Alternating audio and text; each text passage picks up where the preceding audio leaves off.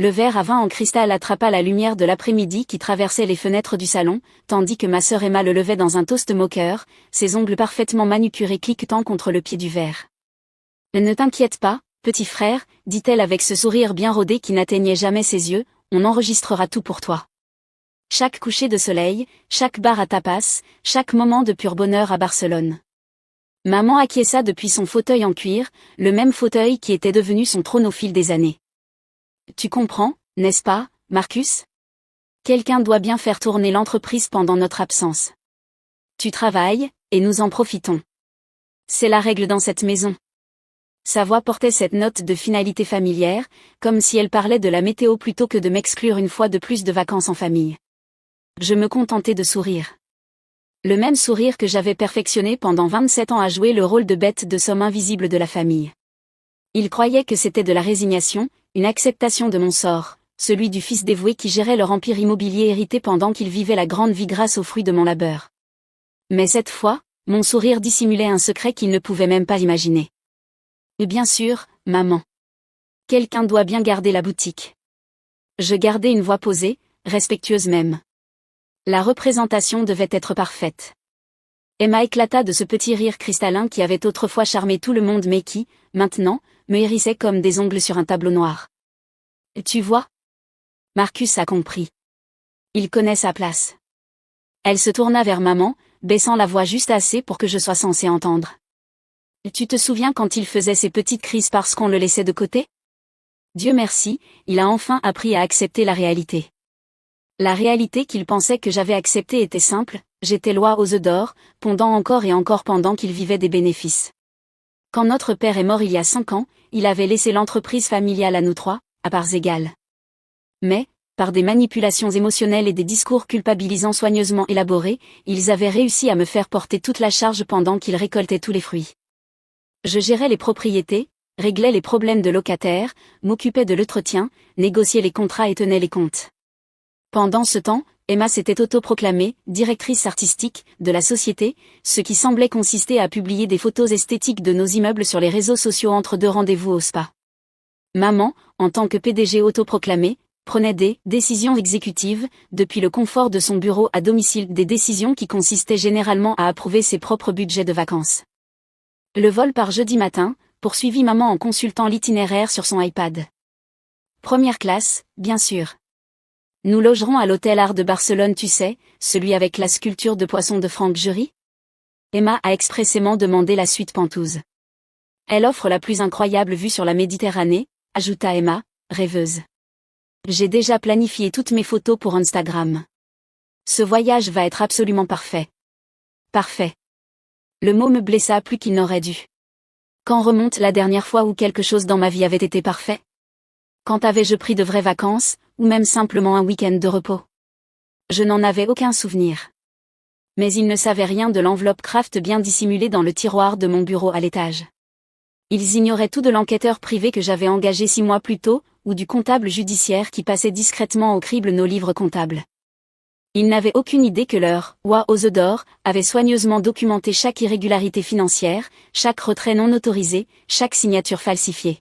« Combien de temps serez-vous parti ?» demandai-je, tout en connaissant déjà la réponse. 2 semaines, répondit maman sans lever les yeux de son planning. Peut-être plus, si on décide de prolonger le voyage. Cela ne te dérange pas, n'est-ce pas? Je sais que tu prendras parfaitement soin de tout. 2 semaines. Un timing parfait, en réalité. Cela me laissait largement assez de temps pour mettre à exécution le plan que je préparais depuis des mois. Les jours suivants passèrent dans un flou d'excitation de leur part. Emma passa des heures à faire du shopping pour composer la garde-robe de vacances idéale bien sûr, tout payé avec la carte de crédit de l'entreprise.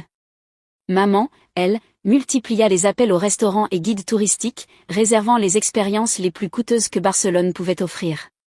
Elle parlait de leurs projets avec la désinvolture arrogante de celles qui n'avaient jamais remis en question leur droit au luxe. De mon côté, je jouais mon rôle à la perfection, je proposais de les conduire à l'aéroport, les aider avec leurs bagages, veiller à ce que tous leurs documents de voyage soient en règle. Le fils dévoué dans toute sa splendeur, les accompagnant pour leur voyage bien mérité. À l'aéroport, Emma me serra dans ses bras avec une affection théâtrale. « Ne travaille pas trop pendant notre absence, dit-elle en riant. Essaie de t'amuser un peu, pour une fois. L'adieu de maman fut plus professionnel. Et n'oublie pas, s'il faut prendre une décision importante, appelle-moi immédiatement. Ne tente pas de gérer ça seule. Bien sûr que non, la rassurai-je. Je vais simplement faire en sorte que tout tourne bien jusqu'à votre retour.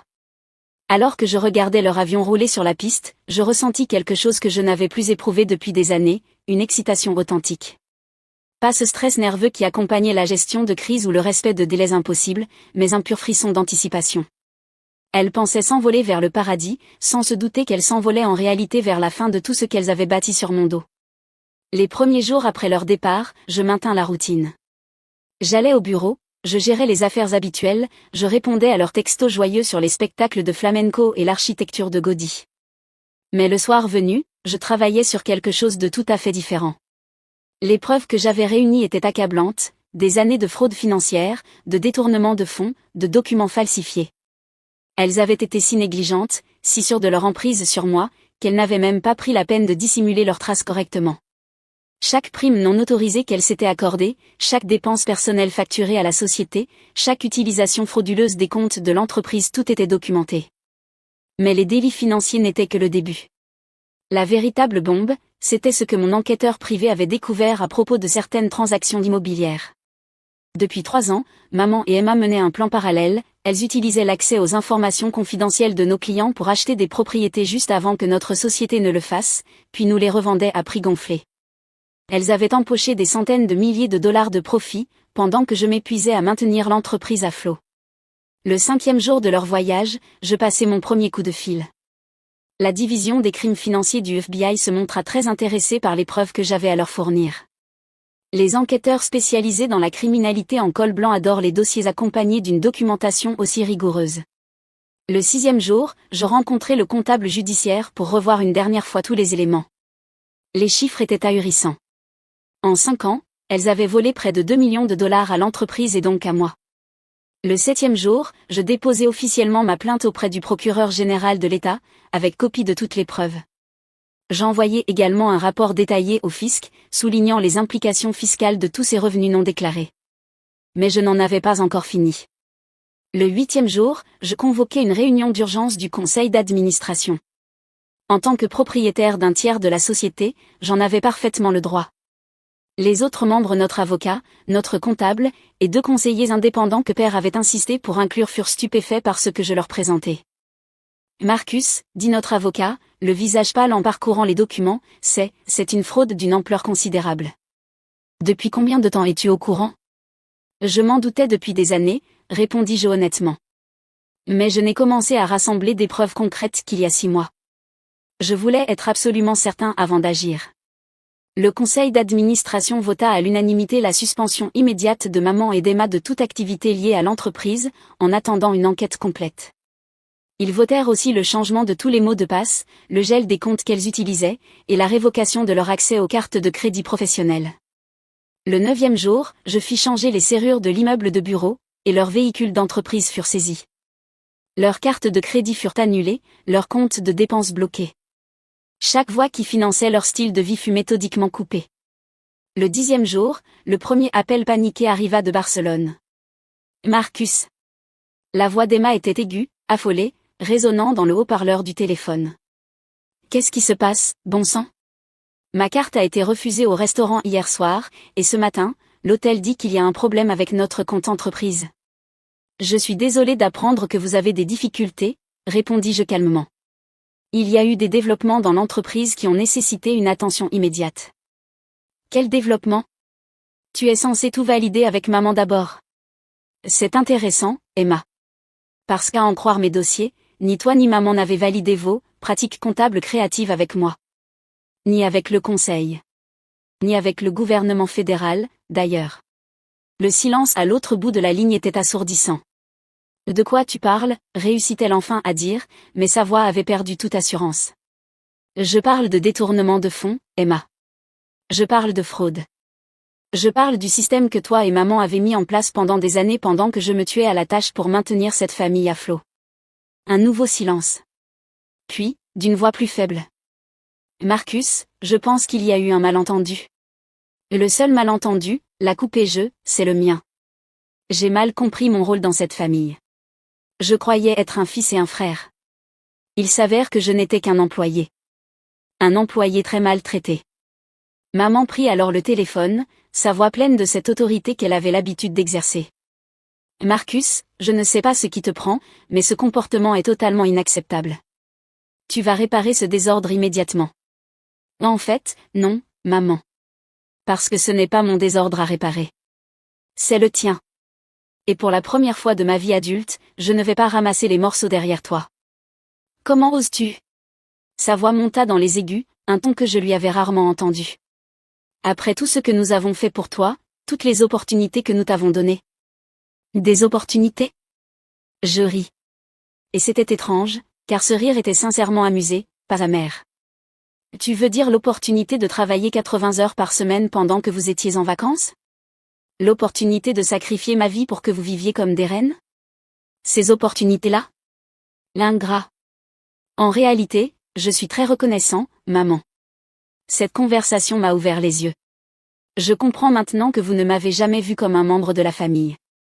J'étais juste une ressource à exploiter. Et désormais, cette ressource ne vous est plus accessible. Je raccrochai alors qu'elle balbutiait encore ses protestations. Les jours suivants furent une véritable symphonie d'appels paniqués, de messages vocaux furieux et de textos de plus en plus désespérés. Elles étaient piégées à Barcelone, leurs cartes personnelles au plafond, sans accès au fond de l'entreprise. L'hôtel réclamait son paiement, elles n'avaient pas les moyens de modifier leur vol, et aucun de leurs amis ne semblait disposé à leur envoyer de l'argent pour prolonger leur séjour européen. Pendant ce temps, l'enquête avançait rapidement. Les agents fédéraux étaient impatients de poursuivre une affaire de fraude d'entreprise aussi limpide. Le bureau du procureur général de l'État l'était tout autant, surtout en réalisant combien de recettes fiscales avaient été perdues à cause de leurs revenus non déclarés. 2 semaines après leur départ pour leurs vacances parfaites, maman et Emma rentrèrent chez elles, pour être accueillies par des agents du FBI à l'aéroport. Elles furent arrêtées pour fraude électronique, escroquerie postale, détournement de fonds et évasion fiscale. Les images d'elles menottées firent la une des journaux locaux, l'apparence parfaite d'Emma sur Instagram un peu ternie par sa combinaison orange. Le montant de leur caution était suffisamment élevé pour qu'elles ne puissent la payer sans accéder aux fonds qu'elles avaient volés. Elles passèrent leur première semaine de retour de Barcelone dans une prison du comté bien loin de la suite de luxe qu'elles occupaient encore quelques jours plus tôt. Je ne leur rendis pas visite. Je ne répondis pas à leurs appels. Pour la première fois de ma vie adulte, je ne m'empressais pas de résoudre leurs problèmes ni de les protéger des conséquences de leurs actes. Les procédures judiciaires durèrent des mois, mais l'issue ne faisait aucun doute. Les preuves étaient accablantes, et leurs avocats leur conseillèrent d'accepter des accords de plaidoyer plutôt que de risquer un procès. Maman fut condamnée à 4 ans de prison fédérale et à un remboursement intégral. Emma écopa de 3 ans et d'une peine similaire. L'entreprise, quant à elle, prospéra sous ma direction exclusive. Sans le fardeau constant de leurs dépenses frauduleuses et de leurs salaires gonflés, nos marges de profit s'améliorèrent considérablement. J'embauchai du personnel compétent pour m'aider, je me versai un salaire raisonnable, et je pris même mes premières vraies vacances en plus de 10 ans, une semaine tranquille dans un chalet à la montagne, sans appel, sans urgence, sans personne pour attendre de moi que je sacrifie mes besoins pour les leurs. Je ne suis pas allée à Barcelone, même si je pouvais me le permettre désormais. D'une certaine façon, visiter la ville où leur chute avait commencé me paraissait inutilement théâtral. J'en avais fini avec le drame. J'étais prêt pour la paix. La maison semblait différente sans elle. Plus calme, certes, mais aussi plus légère, d'une certaine façon. Je gardais leur chambre telle qu'elle les avait laissées, non par sentimentalisme, mais comme rappel. Un rappel de ce qu'avait été ma vie, et de ce qu'elle ne serait plus jamais. Parfois, tard dans la nuit, alors que je lisais dans l'ancien bureau de papa, je repensais au rire d'Emma en levant ce verre de vin, promettant de me filmer leurs vacances parfaites. Je repensais à la déclaration impériale de maman sur les règles de la maison. Et je souriais le même sourire que je leur avais adressé ce jour-là, mais cette fois sans secret, sans arrière-pensée. C'était simplement le sourire d'un homme qui avait enfin appris à se valoriser autant qu'il valorisait les autres. Un homme qui avait découvert que parfois, la meilleure des vengeances n'est ni spectaculaire ni bruyante, c'est simplement de refuser d'être une victime, désormais. Elles avaient eu raison sur un point, quelqu'un devait travailler pendant que les autres profitaient. Mais elles s'étaient dramatiquement trompées sur qui ce quelqu'un serait. Il s'avère que je suis tout à fait capable de travailler pour mon propre bénéfice. Et je suis très, très douée pour ça. La dernière fois que je vis l'une ou l'autre, ce fut à l'audience de condamnation d'Emma. Elle paraissait plus âgée, diminuée, écrasée par le poids de ses choix. Alors qu'on l'emmenait pour commencer sa peine, elle croisa mon regard à travers la salle d'audience. Pendant un instant, je crus qu'elle allait dire quelque chose, peut-être des excuses, ou une ultime tentative de manipulation. Mais non. Elle se contenta de me regarder avec ce qui semblait être de la compréhension. Ou peut-être juste de l'épuisement. Je hochai la tête une seule fois, un geste qui pouvait tout vouloir dire ou ne rien dire du tout. Puis je sortis du tribunal, et j'entrai dans le reste de ma vie, une vie où je ne sourirais plus jamais en faisant semblant d'accepter un traitement que je ne méritais pas. La règle de la maison avait effectivement changé. Elle était désormais simple, je travaille, et j'en profite. Et chaque matin, en me réveillant dans cette maison silencieuse, je me souviens que parfois, les victoires les plus profondes ont l'apparence d'une vie ordinaire, paisible, intentionnelle, et enfin, véritablement mienne.